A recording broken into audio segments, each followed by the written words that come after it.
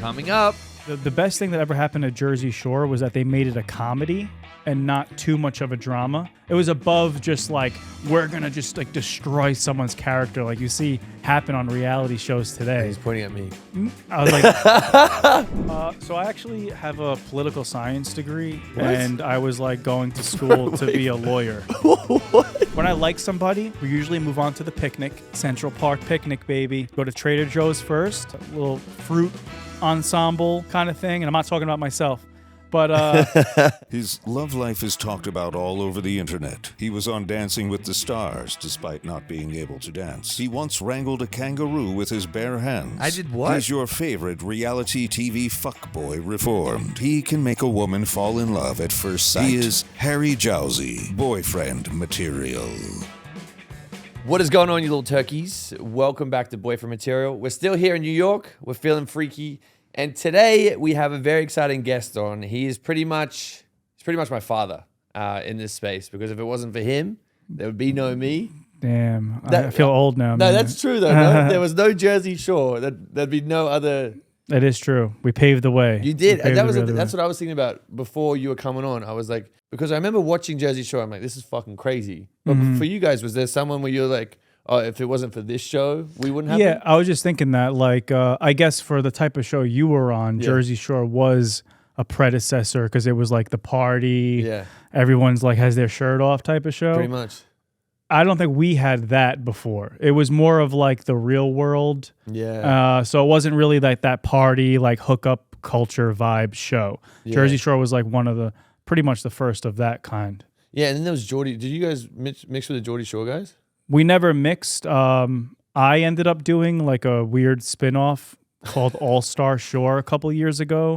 Wait, what? It was just like there's like shores all over the planet now. Shores, yeah. There's one in Australia, actually. Australia, what's it called? Bondi? No, Bondi Shore. Something. I don't know. Always like pick some weird place and put shore attached to it. There's like, you know, Kazakhstan shore.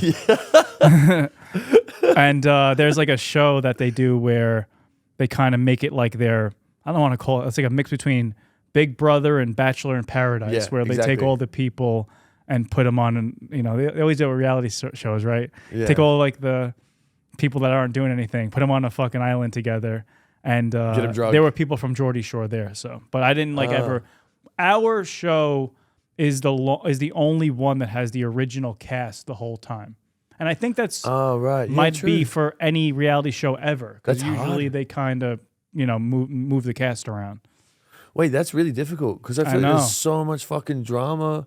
Yeah, everyone gets angry at each other. How did you guys like stay friends? Like, do you just? I guess you're growing up together, right? That's a good question. I mean, that's about the editing, right? Because a producer could make you look like a villain, or it can make you look amazing.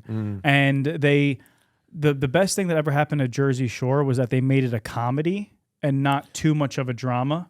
So that at the end of the day, it's like I do something stupid, you do something stupid, but everyone looks like decent and bad at the same time. You know, it's like it was above just like we're gonna just like destroy someone's character like you see happen on reality shows today. He's pointing at me. I was like you see, this guy right here. Yeah, you made it. Like look at you. No, there are some guys I watch like Love Is Blind, and I'm just like, this poor fucking guy. Like, he's never got to figure it out. He's not doing anything after this, and now his whole fucking character is assassinated because like he texted a girl on the side or something like that. You know? That's actually the craziest shit about these reality shows. Is because I was thinking about it. I'm like, if this happened on the outside world, you're dating a girl for 2 weeks, or you just met her 2 weeks ago, and then you go and maybe kiss another girl, flirt with another girl. Is it that bad? Is it the end of the world? No, but on TV, it's the worst thing you could possibly fucking do. I've every time, because I've also done like a bunch of those dating spinoffs where the girls like kind of date me like The Bachelor, but more ratchet style. And I always see that's like the biggest scandal that always happens on every show, especially The Bachelor. Yeah. It's like he was texting a girl on the outside. I'm like, oh, so instead of dating 20 women, he's dating 21. Who gives a shit? Yeah, who gives a fuck? But he's also like texting, like she's not here. Like, what are we talking about? It's crazy. It is wild when they're married and they have like a secret family and then like they just end up on a show. But when I was doing it, like I was talking to whatever, 15 girls in the house. And I didn't go to like a fucking, I wasn't a monk for a year before where I was like, let me cleanse my roster. You know, like, I was texting some girls, but I was single. That's the most important part. Yeah. That's the thing as well. It's also like, you're allowed to be a little bit flirty, and especially if it wasn't anything serious. And then it just ended, but. Yeah, I mean, like, you know, again, I get it when you're doing somebody dirty, like the girl on the outside world. If you're like in a relationship with her and you're like, yo, baby, let me go do my thing. Yeah. Or on the opposite side, if you're with these girls, but you have something serious, you know what I mean? Like, if you're just single and talking to people, like that's what happens. Like, but again, for the producers, that's like fucking TV gold sometimes. It's perfect. That's also the crazy thing with this stuff is like, you've probably experienced it. Like when you come off a show and there's like drama and shit, whatever else, and they're telling you like, oh no, it's no big deal. Like we don't want it to be a drama show, but then they're encouraged. Like for our shit, they would put people on podcasts to talk shit about each other. Oh, and they'd be playing the middleman and be like, no, we didn't tell her to do that. But it's like you booked her to go on that podcast to talk shit. Our show was so wild that actually it was before like all the podcasting, social media world. It was just Twitter. So our shit was just like you put them in a house together and then you just fucking they party every night and then just end up throwing wine bottles at each other and fucking it was just like a giant fucking mess. And therefore we didn't have to really actually on the opposite side, like they want us to kind of get along on the outside because there would be no show. Yeah, because you guys got to come back. Yeah. So you have two people that hate each other like doing press together, you know? Yeah. Do you think Jersey Shore would fly in today's society? No. Well, so we do. So we do Jersey Shore Family Vacation. We've been doing that for. It's going on. It's like 9th season now. Holy shit! So we've been doing it for 15 years, and the show has drastically changed. I mean, we are still the same people. Yeah. It's still, I think, kind of captivates like who we were, and we still clown on each other and roast each other. Yeah. But yeah, I mean, you know, we're not like taking people home from clubs and having sex with them, and we're not like fist fighting. You know what I mean? That wouldn't really fly today. How has the dynamic changed with you guys when you're doing fucking the family stuff? Is it harder? Or we literally are family now. Yeah. Like we've been together for so long that we have a group chat together. We've been, and you probably know this even from your brief time, like you become really, you bond with these people. Yeah. You know, like you've gone through something. I've been with them more than I've been with my actual family at this point. So when we do the show, we shoot it more like I guess like they say like the housewives style, where it's like, let's go to dinner, let's go on a trip for 3 days. People followed us when we were younger, watching us party, and they related to that. Now they're relating to people who are getting divorced, who are having kids. Like there's so many fucking kids now, and that's it. So like we just kind of we've evolved and our fans evolved with us, you know? It's kind of nice to have the audience like grow with you as well. You know who I really fucking like? Paulie. Paulie's the best. Nicest guy on the planet. Nicest guy. Caught me off guard. Oh yeah. I'm like, you could be such a dickhead if you wanted to be. But no, but that's what makes him so successful because he's all about business. Like he walks in a room, like never an issue. Even if there's something going on, you wouldn't know. He's just like fucking me. I'm a dick. Like if there's something going on, I'm like fuck everybody. Paulie's like, "What's up, everybody? How you doing?" Meanwhile, he just like got off like a 10-city tour. But he's nuts, bro. Yeah, but he works hard. Yeah, I saw him in Vegas a couple years ago, and bro, him and Cook. Did you know Cook? Yeah, Cook. Yeah, he used to live in the same building as me. Oh, okay. Yeah, and bro, they're actually the nicest fucking guys ever. Yeah. You have to be if you're gonna make it that far, you know. And like I said, we film with him. He pops in, and he has a relationship now too. So people are seeing that happen. I'm the only single one. Oh, you are? Yeah. What's going on there? I mean, I started the show when I was like 21. I'm 37 now, so I'm entering that stage of my life the last couple of years where like I actually want to find something. Yeah. But I definitely wasn't ready for that all through that time. Right. So when people see me, they compare me to like everybody else who have had families for a couple of years now. But I'm like, guys, those guys didn't settle down when they were 21. They settled down in their late 30s. That's where I'm at now. So, you know, got to find a nice girl on Raya and then settle down. Are you on dating apps? Just Raya, but it doesn't really do much for me. I just downloaded it. I'm not sure about it. Oh, you never were on it? I had it before when I was on a dating show in New Zealand. Okay. because I was kind of doing all good in New Zealand, but then I deleted it, and now I'm trying to get back on it because I was like, well. It's funny. You can actually pause the membership, which I think is pretty funny because it's like even the app is like, you'll be back. Yeah. Don't delete it, you know? Wait, what is getting you ready for this next chapter in your life? Do you think you're hunting for a girlfriend, or it's just you're just getting yourself... just, how old are you? 27. 27. I'm 37. So, you know, I think like after you start to get into your late 30s, I never was a relationship guy. Like I didn't believe in it. I kind of was like, I'm not going to be fucking loyal to this girl. I'm traveling to a different city every week and I'm having fun and blah, blah, blah. And, you know, I just never was really ready for that, which I think is a good thing. Why waste some girl's time like a lot of guys do? There's some, it happened to me. You just enter some other realm of like where you realize your own mortality and that like you don't want to be a 50-year-old guy in a club in Miami. You know what I mean? Pretty crazy. What do you say? It sounds pretty crazy. Well, I see it all the time. Yeah, it's bad. It's not pretty. It's not a good look, you know? You know, you're still in your 30s. You're kind of in your prime to meet the right person. Yeah. It's not like when you're like in your late 50s and you're like talking to 21-year-olds. It's like in Miami. In Miami with veneers. So, exactly. With the fucking leathery skin and shit. Yeah, that's going to be me. But yeah, no, I mean, once you, I've reached that point and like I've done all of the partying there is to do. I've done all of the things. Like you put me in a club now, I want to fucking shoot myself. Yeah. So I'm like, all right, let's start a family. You know what I mean? Do you think your 20s or your 30s are the better years? 30s for sure. Really? Yeah.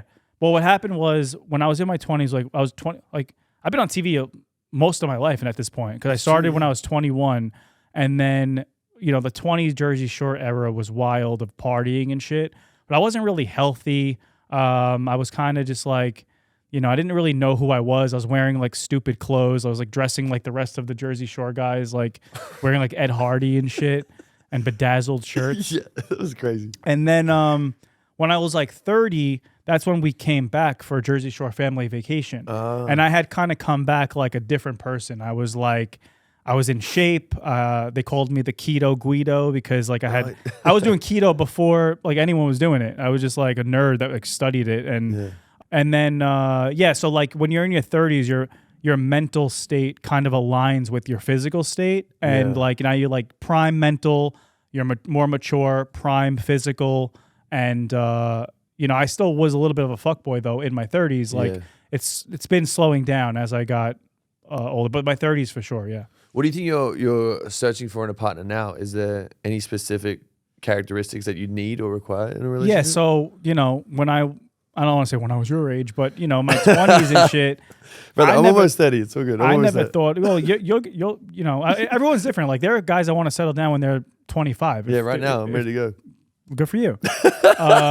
You know, there's pros and cons to that. I don't regret anything. Like, you know, it's because that's the thing. Like, girls sometimes, I always tell women, like, you know, when I'm mansplaining to them, I always say, you know, my fact that I like did all this shit, whatever, I get it. It's a red flag. Like, it would be better if I just was like this like virgin with a clean slate, even though that's a lie. No girl wants a virgin. No. But it's like, I'm glad that I experienced that because I don't really get fazed by anything. Yeah. You know what I mean? Like, I'm not really fazed by any of the partying. Like, some other dude like who's 37 might have just made his first $1 million, and now he's like, oh, like I want to buy a bottle in a club. I want to go on the yacht with my boys and shit. Like, I'm like fucking just over that shit. And but in terms of looking for a woman, like, yeah, you look for a completely different set of qualities because I want to have a family now. So you look for one that like also wants to be a mother, and like a good mother.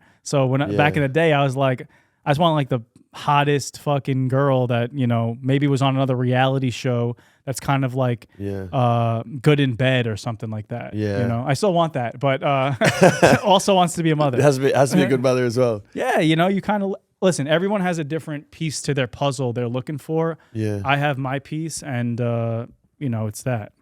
What do you think the biggest misconception is about you? Yeah, I guess going to this whole conversation about the settling down and stuff. Like, again, the number one thing is people act like I'm 80, I'm 37, and I'm entering that time in my life. And, you know, like there was maybe a negative reason why I never had like this public relationship, but that's not what it is. I'm just telling you what it is. I just wasn't ready. I didn't want it. Yeah. And I'm not going to waste anyone's time. So do you find it harder because of all the public pressure on you to settle down, or are you kind of easy to deal with it now? It's once you there's not really public pressure. Yeah. I mean, you know, on my show, because again, I'm going to use a big word, juxtaposed with like Jesus. I just want to like say How'd you learn that word? I went to the College of Staten Island, so Okay. I'm really you're smart. good. But once you like are next to these people that all have families and shit, you do get a little pressure from the fans, but like not really. Like they get it. They're like, oh, that's Vinny, he's single. I don't really feel any public pressure from like the media or anything. They don't. Harry, the media doesn't really pay attention to me anymore. You know? Nah, you're good, brother. You got it. Unless you do something that they don't like negative that they can use, but we're not going to go there. No. Back to Jersey Shore. Was there anything, looking back, you've probably been asked this question a million times, but is there anything that was like fully cut out of the show that you're like, fuck, this would have been good in? If you can say it. There's just nothing because it showed all everything. of our worst moments. I mean, once you show Snooki getting punched in the face by a man, you know, that's what made us go super viral from the beginning. There's really, you can't go, there's nowhere else you can go from there, you know? Wait, were you there for that? Yeah. I was right next to her. Fucking hell. And then the guy just got yoked up really quickly by the police. Jesus. And remember, our first commercials were that. It was like, oh, I'm going to be on this show. And then it's just boom. You just see this girl get rocked in the face. That was the commercial? That was the commercial. Domestic they had to stop violence? Yeah, they had to stop airing it. They had to stop. But that's like you said, Jersey Shore can't happen today. Wow. Like, and that was like just a regular guy that just fucking punched her in the face. Fucking hell. If you could go back to your 21-year-old self, is there any advice you'd give yourself? I don't think so. I mean, I've had a good head on my shoulders. Like I said, you know, financially, listen, from being in our position, things can go south pretty quick when you get fame, when you get money really quickly. And I've always like been, you know, kind of a family boy and traditional. I have a college degree again, College of Staten Island. Woo, I'm so smart. But it didn't go so well for like some of my castmates, like Mike from my show. Yeah, he's amazing now, but he had to learn, like, you know, I'm just using him as an example because someone like literally right next to me who you saw like make the wrong decisions and the life go downhill, and he ended up in prison. So, wait, is he there now? No, he's good now. He's three beautiful kids. He went to prison for a year for tax evasion. So. Fuck. But it was not like, you know, it was like a nice prison. Like I went to visit. Yeah, I feel like that's the one you want to be at, the tax evasion one. Yeah. It's like camp. It's like camp. In an alternate universe, if Jersey Shore wasn't a thing, what do you think you'd be doing? So I actually have a political science degree, and I was like going to school to be a lawyer. What? Yeah, I was like. Wait, how the fuck did you get on TV? Like, what happened? It happened like right away. Like I went to college. Yeah. I got the degree. I was taking my LSATs to go to law school. I was applying to law school. And I remember I couldn't do the first Jersey Shore reunion because I was taking my LSATs. And what? And then because we didn't know, you know, if it was going to be another season or anything. So I'm like, sorry, guys. And then I just took a gamble and was like, all right, let me just stop paying attention to that because I'm getting paid like, at the time, it was like $700 for a club appearance, which was wild to me back then. So I was like, yeah, fuck this. And then slowly it just like was the gift that kept on giving and never stopped. But yeah, I mean, I probably would be involved in some kind of like, I don't want to say like maybe a law. I would have got my law degree, but maybe working in like Washington and politics. And I'm still a big like political science nerd. So something like that. Fucking hell.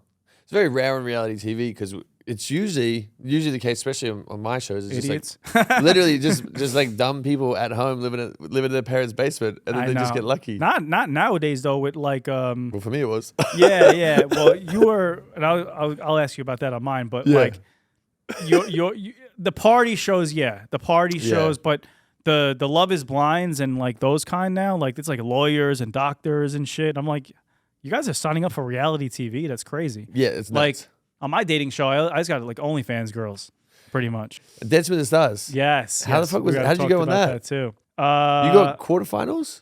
I got 8 weeks. What'd you do? I think I was the same. Yeah, yeah. I was kind of pissed off, to be honest. I was like, fuck. I was the same with Vinny. I'm like, no. Oh, wait, pissed off that you wanted to go further? Yeah, I wanted to go further. Oh, I was pissed off because I went too far. Oh, really? Yeah. I was it was basically a thing where so going back, people from my show had done Dance with the Stars. I think Mike and Nicole did it when it first came out, like on season 5 or 6 or something, or 3. And by the time, again, after the new resurgence of Jersey Shore or whatever, it was on season 30 something. And they asked me, and it was something that I always kind of wanted to do. I didn't need to do it at that point, but it was just something that I just wanted to check off the bucket list. And I just said yes, not really knowing how insane it is. Insane. I was like, I've been on TV 15 years. I got this. But then once you're there on that Monday night and different TV and they're counting down the thing, I'm like, what am I in the fucking Olympics? Bro, this is not a regular show.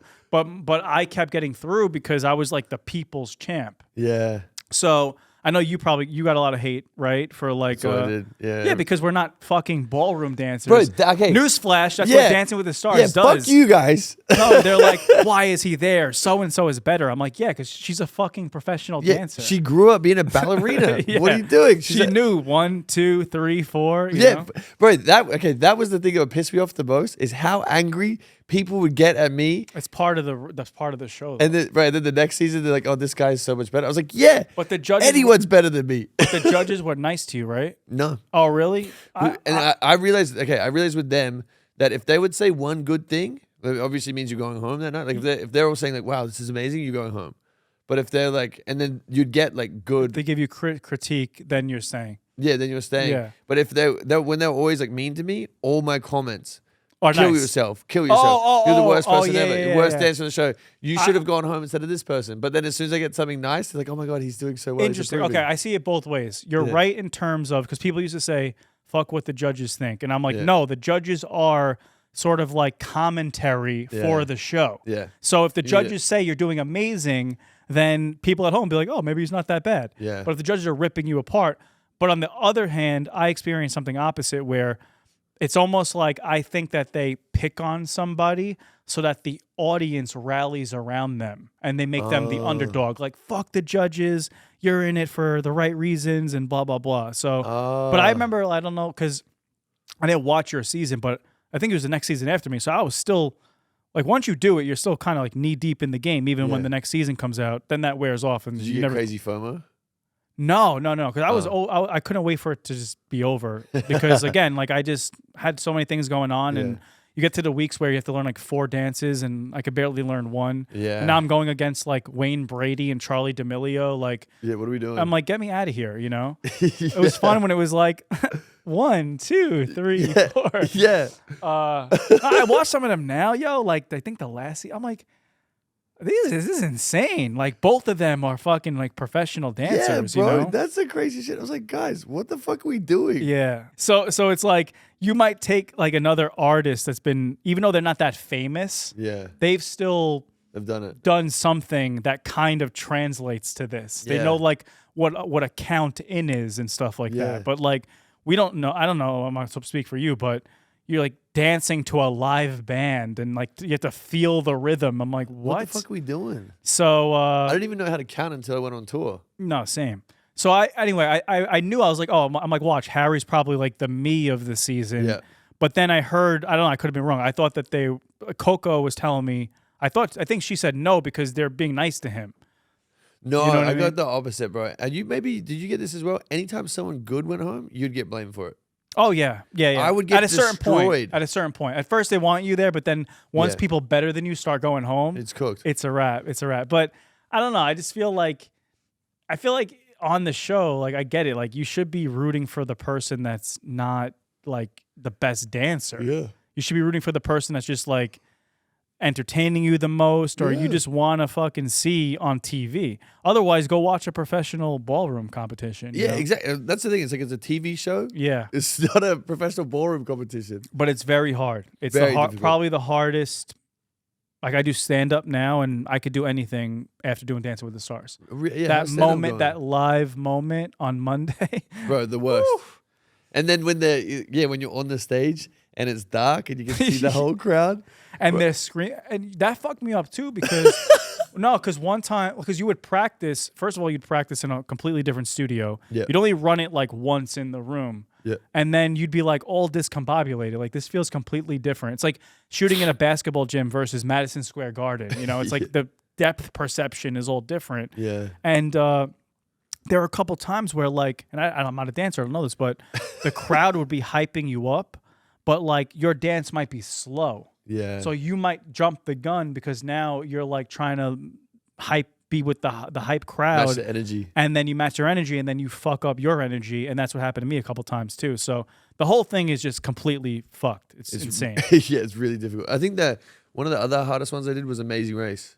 Oh, you did that? That was fucking nuts, bro. I was throwing tantrums. But did you do that after your Netflix show? Bro, it was airing the same time as Dancing with the Stars. Okay. It was the Australian like celebrity one. Oh, there's a celebrity one. Okay. And it was like the first ever in the world. And I went back, I filmed it. So I did, when I was in Cambodia filming that, I was taking all the calls for Dancing with the Stars. I was like, please have me on. Then I came back, did Perfect Match. And then I was on a God tier run. Then I did Dancing with the Stars. And then it came out at the same time. But that one was fucking difficult. Well, I mean, that's just all travel. Bro, like without that, like the show is not that bad. Right. I felt bad for the camera guys because they're running 14 hours backwards. Yeah, yeah. And they can't tell you where to go or what's going on. I am completely done with all of the competition. I mean, like if I got like a crazy bag, I would. Yeah. But I've been asked to do Traders, to do a lot of them. Wait, and why wouldn't you do Traders? Because I'm over this whole. Well, never say never. You know, things might dry up next year. That's a massive show I'm right just now. not good at like like putting me in the equation of drama. And every show kind of has its own version of drama. Jersey Shore's drama is like, why are you talking shit about me? Dancing with the Stars drama is you need to learn these 3 dances and the fucking tango and the samba in 2 days. Traders has its own version. Like you said, Amazing Race had its own. Traders has its own shit with the fucking, alliances and, you're probably sleeping in a weird living quarter so that you fucking want to, like, you hate yourself. You're in the middle of Scotland and you start doing stupid shit. I just like fucking creating stuff. I like being like more of like on the artistic comedy. Like I did Wildin' Out. I was afraid to do that. I turned it down. I did. It's definitely a little nerve wracking. It's definitely the belly of the beast, but I did 9 episodes of that, and even though I got paid like probably for 9 episodes what I would get paid for 1 episode of one of the other ones, it still was more fulfilling to me because I'm like, this is gonna help my future. The drama there is like I gotta be funny. It's not like I gotta form a fucking alliance with like a Real Housewife to fuck over somebody from Love Is Blind. You know what I mean? It's like that's not where like I thrive. I'm like, what? I don't want to do that. I don't want to do that. Just wait. Talk about your comedy. When did that happen? You just So I do stand up now, and I can give you a whole talk about hate. There's a whole fucking arena of that for me. Wow. Anytime like a reality person does anything, but you're fucked. Yeah, but I was a huge stand-up comedy nerd. So when Jersey Shore was off the air after its first initial 6 seasons, I went to an improv school and I studied improv and sketch comedy for 6 years. I like was a nerd. I was like doing shows in little basements with like 4 people on stage, and some people used to be like, "Oh, aren't you that guy?" And I'm like, but I didn't care. Like that was my. I'll always humble myself when it comes to comedy, things I want to do. Put me in Traders. I'm like, no, give me a fucking a private jet. But anything I want to do, I'm like, nah. Like I'll fucking go perform in front of 2 people in a basement. But I was doing that, and then I moved to Manhattan like 3 years ago, and I just like literally put myself here so that I would have no choice but to just get on stage every night. So like I took a stand-up class, and then I just went to some shitty place and I just got on stage, and then I got on stage the next night, and then I was like every time I had to like force myself to fucking do it, like literally. Wow. And I've been doing it pretty much nonstop for around a year now. But again, I had always been on stages. I had did improv. I had did Chippendales. I don't know if you ever got offered that one. Yeah, that's but all that shit, and then but stand up is really what I want to do, and it's I'm not gonna lie, like there's definitely I'm not good. Like I'm not like when I say the word good, I mean like yes, can I complete a set and have moments and be stable 100%, but good takes years, you know. So you got to grind. I'm still in the grind, but like the most rewarding thing is like okay, I work every single night for free, and now like I'm gonna do a weekend in Florida in a couple weeks and make pretty good money. Nice. And I'm like, oh, this is what being an artist feels like. Like you like work on your craft and then you get paid to do something you love to do. Probably feels a lot better as well. So good, as opposed to like reality where it's like, I don't want to do this. You're throwing me into this like prison, and I'm just gonna get money at the end of the day. You know what I mean? Yeah. So that's where I'm at with it. Yeah. Has there been any like standout nights or horrible nights that you've had with like terrible crowds? I mean, I've never gotten like something thrown at me, but like every night, I mean, I would say like, okay, so there's probably 6 out of 7 show nights that you go up a week, and like 3 to 4 out of them just aren't good. Like you just get off the stage and you're like, do I suck? Did that suck? Blah, blah, blah. Like, you know, did I? And then you start to like lose your confidence, but then you'll do like 3 shows where the crowd is better and you build confidence. So yeah, so you have shows like that. Another thing I struggle with is it's a lot of Jersey Shore fans that come. Right. So they're not necessarily comedy fans. So like they have no idea what the fuck I'm going to do. And then when I get up there, like comedy's a different thing. It's like you don't go watch like a magician perform magic tricks if you don't want to see them. Sure. Otherwise, you're just seeing some jerk off in a top hat. But if you're really into the trick, then it's a different experience. So comedy fans are like, that go follow comedians, are like, oh, like where's the joke gonna be? You know what I mean? Yeah. When I do it, they're like, what are you doing? Like, why aren't you talking about fucking Angelina or something like that? But I don't use that as an excuse. I just have to find a way now to give them what they want and like kind of do this happy medium. How do you come up with jokes? Because one of my friends who's a comedian, he tells me that he doesn't write his jokes down because he doesn't want the joke to be like to die. Okay. He wants to keep the energy in it. Yeah, I've heard him put down like bullet points and stuff in his phone, so he knows the main points on it. But have you got a strategy like that or not? Yeah, I don't do that. I'm a more like a mathematical type of person. So my favorite comedians are like Mark Norman, even Chris Rock is more like joke righty, whereas Chappelle is more of like, you can see him kind of vibing more and like kind of like your friend. So smart, bro. Yeah, like he's like a philosopher that's like saying unique things. I'm like saying like, you know, candles are like having sex because, you know, I always feel burning after. I don't know. I just thought of that. New joke. But there you go, you did it. But you like who I am today might not be who I am in a couple of years. Yeah. But the way I see it is like, even if I have to tell fucking knock jokes, it's like whatever gets me on the stage to complete a set, and then I'll learn along the way. But yeah, I'm more of like I'm a very structured. Behind every comedian, there's structure to the jokes that. It's like the magician. Like there's a secret to the trick that a lot of people aren't following. It's probably like an incredible self-reflective process as well. Like you probably learn a lot about yourself being in a vulnerable situation like that, and then trying to make people laugh. Mm-hmm. Yeah, I mean, like I said, Dancing with the Stars, though, you could do anything after that. Yeah. If I'm like, oh, I can go on stage in front of these 20 people right now. Yeah. But at the same time, it's like what you learn is that you just kind of humble yourself. Like right now, like I'm the version of, and that's why like it's the hate is so funny, because what happens is when people do stand-up that are on TV already, they normally just take their audience and go sell out like a theater. Yeah. So it's like they've never done comedy in like a little club. You know what I mean? So if you're going to hate on that, I get it. I actually don't even hate on those people either. That's just their path. Yeah. But that's not what I do. If you ask any of my comic friends, I'm like the famous guy that like runs away from a big crowd because they want a big crowd. I'm like, no, I got to like practice in front of 3 people first. So I'm just very like grassroots with it. Yeah. My success in other areas have allowed me to have the time to do it. I don't have like a day job, you know what I mean? So I just focus on that when I'm not filming Jersey Shore. And I live in the city too, so I'm able to do it every night. Yeah, is there a place where you usually go if people are listening? Yeah, so like you can I'm around New York Comedy Club. It's a great club here. The Stand, we're talking about that. Yeah. And if you look at at the end, whatever you look at my social media, like I'm gonna just start doing.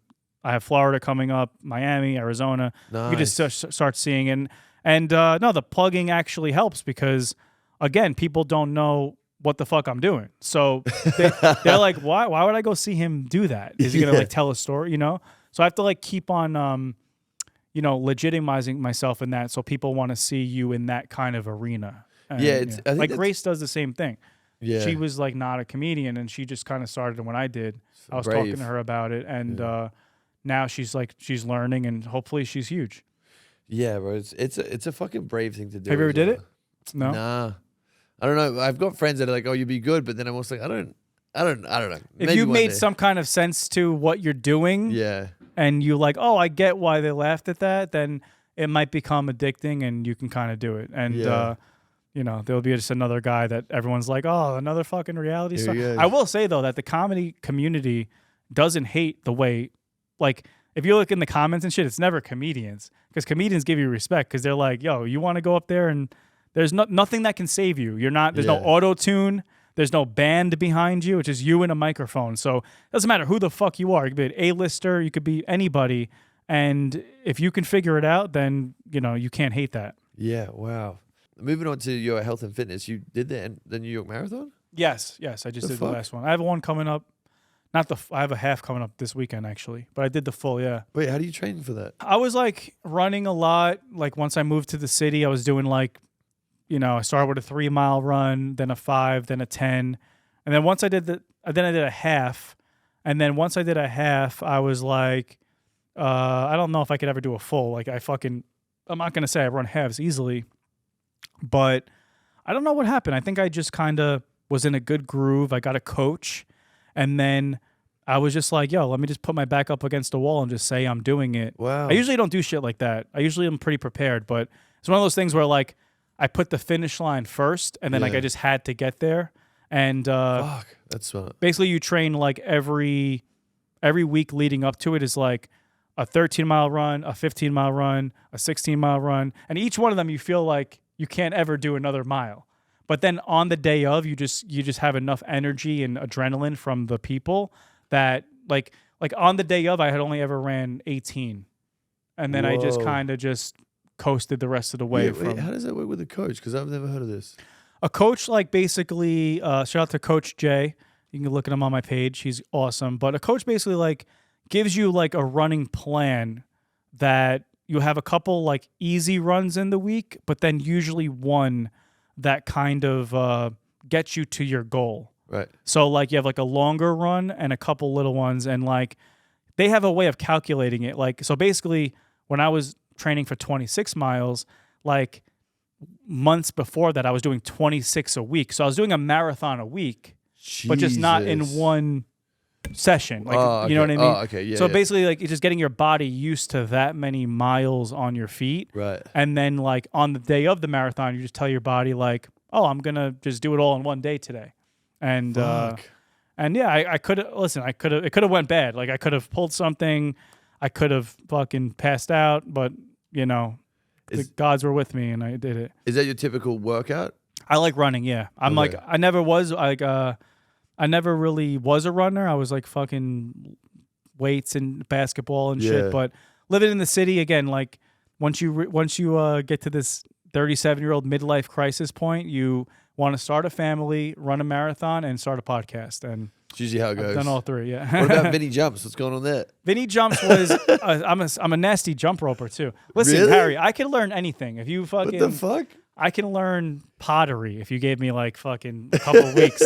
I'm a jack of all trades, master of none. But no, Vinny Jumps is in COVID. I like started like jumping rope, and then there was no gyms open. And then like once I get like addicted to something, I start to like I need to learn how to do like 1 trick, 2 tricks, 3 tricks. If we had a screen up, we would, watch myself jumping rope right now. It'd be pretty funny. But that shit is hard as well, bro. I tried doing it in the boxing gym and I'm just terrible. That's the thing too. Jumping rope could like either be looked at as really cool, like a boxer, Yeah. or like some loser on the playground. Yeah. I was somewhere in between. Wait, I want to move on back to dating and stuff. Yeah. What is a dating red flag that people ignore but shouldn't? Oh, long distance.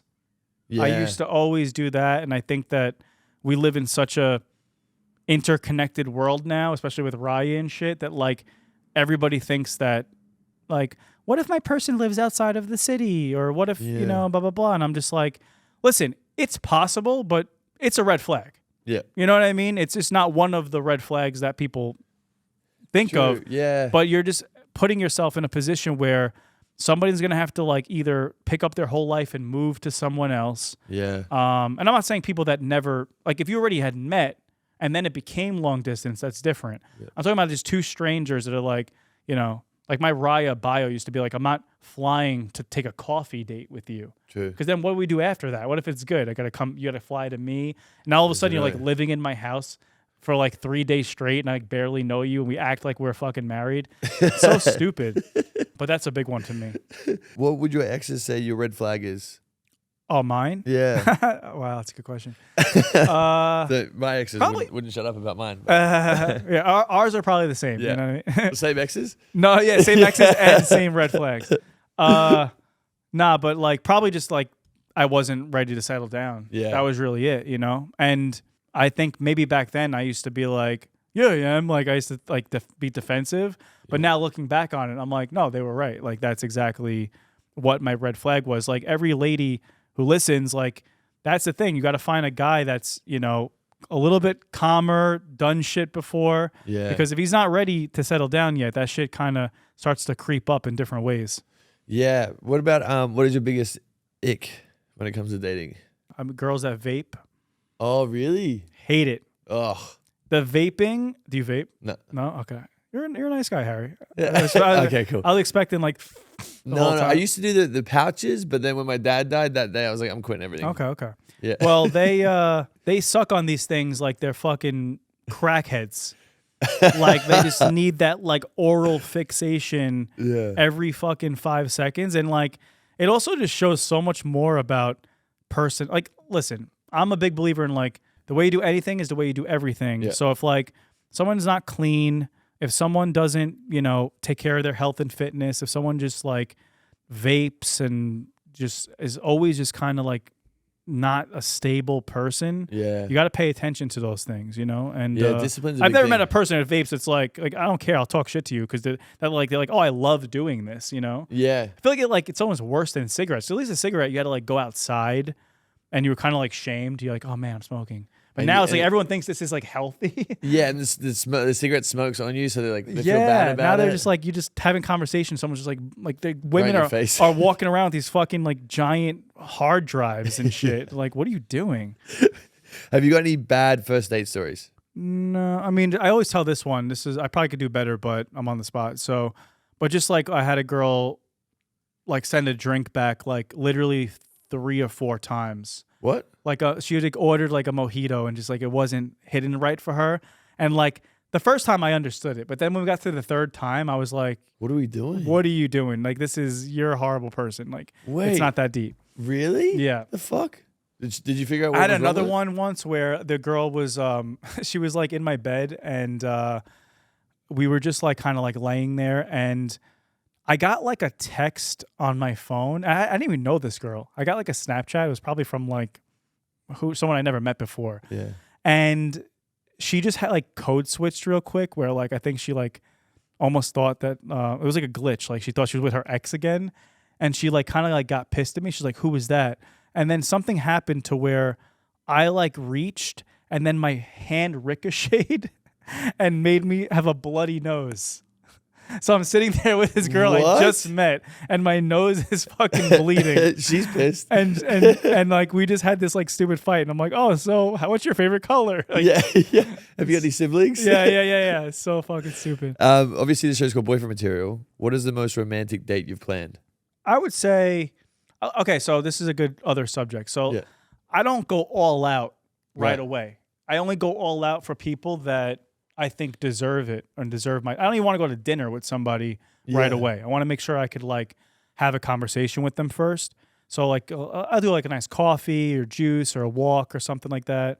But when I like somebody, we usually move on to the picnic. Oh, you're a picnic guy. Central Park picnic, baby. Wow. You go to Trader Joe's first. You get some cassava chips. Okay, we keep it grain free. Maybe a little like little fruit ensemble kind of thing. And I'm not talking about myself, but a little wine, a little JBL speaker. Ooh, wow. fucking killing it. Free game right there. But I had but then when I was like serious with someone, like we went on a proper kind of like vacation in Cabo. Yeah, and that was pretty dope. But I'm not gonna do that with like a stranger. No. All right, we're gonna move on to a segment called Would You Rather. Okay. So obviously, you know how it works. Would you rather? Mm-hmm. First one. Would you rather go celibate for a year or give up the gym for a year? Oh, celibate for a year. For sure. Yeah. Have you ever gone celibate?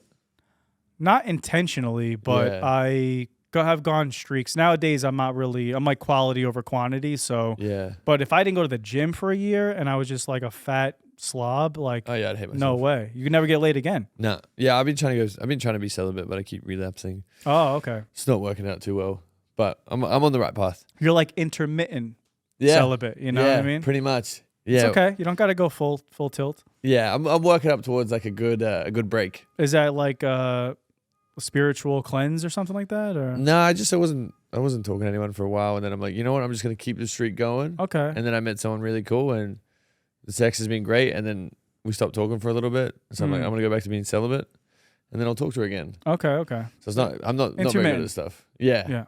Yeah. Would you rather be forced to rewatch Jersey Shore in full or never be allowed to watch TV again? Oh, I'll watch it again. I actually should. I haven't ever watched myself back in the in any of the seasons. I'll watch like an episode here and there if I'm like tweeting about it. Yeah. But especially back then, now I'm afraid. I'm like, oh my god, like what would I wear? What was I wearing? My accent was different. It would kind of be torturous, but I should go watch it. I mean, because kids now watch the first season of the first run of Jersey Shore. It's like huge on TikTok and shit. Yeah, it's fucking crazy. I remember watching my shows back with the first one I did. I was 19, and I'm like, you were 19? Yeah, and I looked like a dork, and my accent was crazy. Wait, strong. was that The Perfect Match? No, that was Heartbreak Island in New Zealand. Okay. So you had done another show? Yeah, I was like fresh out of university, and I was a piece of shit. But it was so bad. Yeah, it's crazy. It's cringy as fuck. So cringy. Would you rather be in a relationship but never be famous, or be famous but never in a relationship? Oh, I think that definitely the relationship. Really? Fuck, I'm choosing fame every day. No, because at the end of the day, you need we're all tribal creatures. At the end of the day, like we think that we're so separate and you know, you could buy have all these things that money could buy, but money cannot buy like a good relationship. You know what I mean? Where you have like the banter and this, and you trust the person, and they're not scumbags, and they don't vape, and you know, I'm really big on this vaping thing. Yeah, you hate it. Would you rather do another 10 years of Jersey Shore or never be on reality TV again? 10 years is a lot. Okay, it's a lot. If we're going 10 years of family vacation, I'm taking that. You good with that? Original?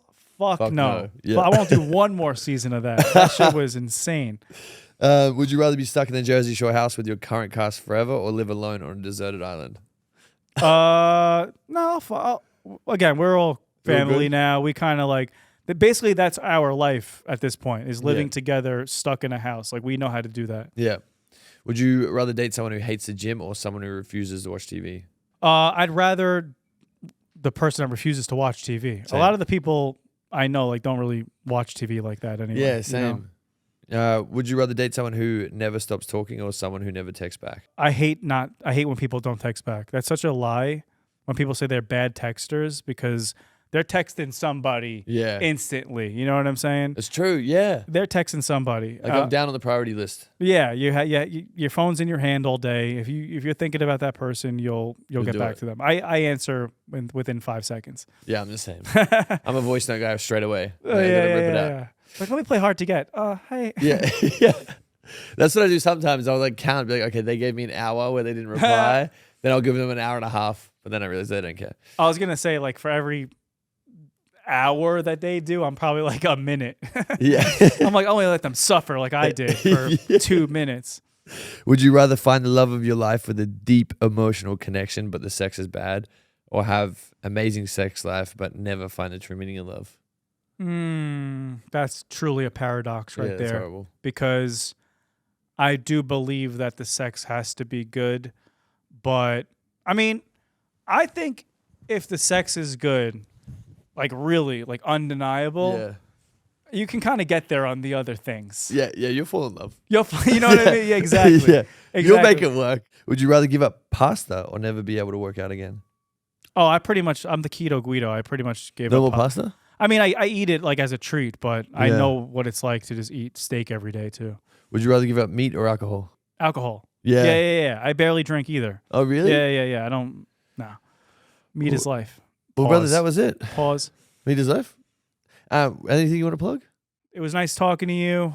Follow me on Instagram, and keep coming to my comedy shows. Yeah. And Harry's gonna come on my pod too. So we're gonna have like the uncensored version of this. No, I'm kidding. Yeah, we're gonna do a podcast swap. So please go listen to his. If you did enjoy today's episode, please give us 5 stars and go give Vinny a follow and go to his live shows. Love you guys.